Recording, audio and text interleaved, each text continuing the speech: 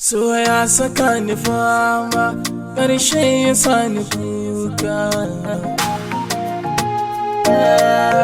Ya sa ni kuka.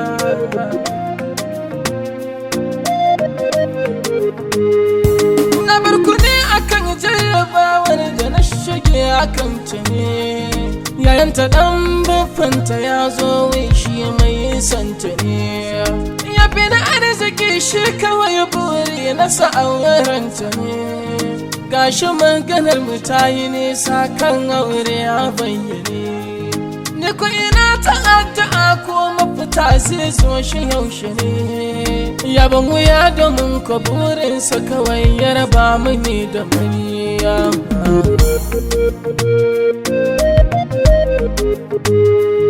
Daga abin da ban so yakan sawa ta yi dan na ɓata rai, amma ta kan faɗa min mai yama yaya na zance da kai. Kure na ya ɓaci sai ta ce mini ni kan ba kamar ya kai. Da ka damu inda Allah ba mai raba mini da kai. Ya kai gana kasa zuwa shi wancan na ta sanya kai. Kuma ya ce da ita za ta zo ta gaya mini don farin ciki Maryama.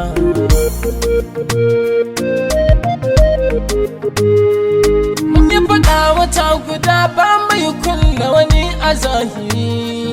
Ni ko saboda hankali na tashi kawai na bar gari. Maryama ba ta san kira ni ma ban so mun yi nazari. Haƙura muke shirin yi kowa ya wuce wa gari. Amma da bakin sana'a ga amini na sun ce gari. Ƙarshe sun saka ta kira ni nan ce haba maso na Maryama.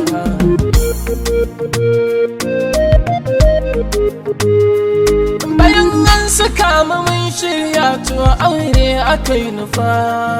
Gashi ban da yan kuɗi na rasa waye za ya tallafa. Ga sana'ar ta tsaya ba aiki tilas na rangafa. Gashi ina a yanayin sanayi aure me nake nufa. Amma ta ja gaban amini na da shawari ya tallafa. Ya sa kuɗinsa da yawa don ya gana auro masoyiya Maryama.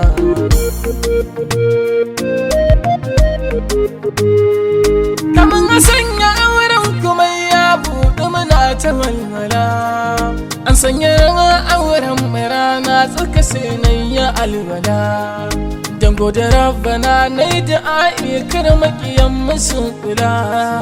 Sannan ya sa in an yi auren nan mai rayuwa da walwala. Ta ku biya na an yi auren ko yaya aka yi kukula. A kashe na hudu zan bayyana labarin maso na Maryama.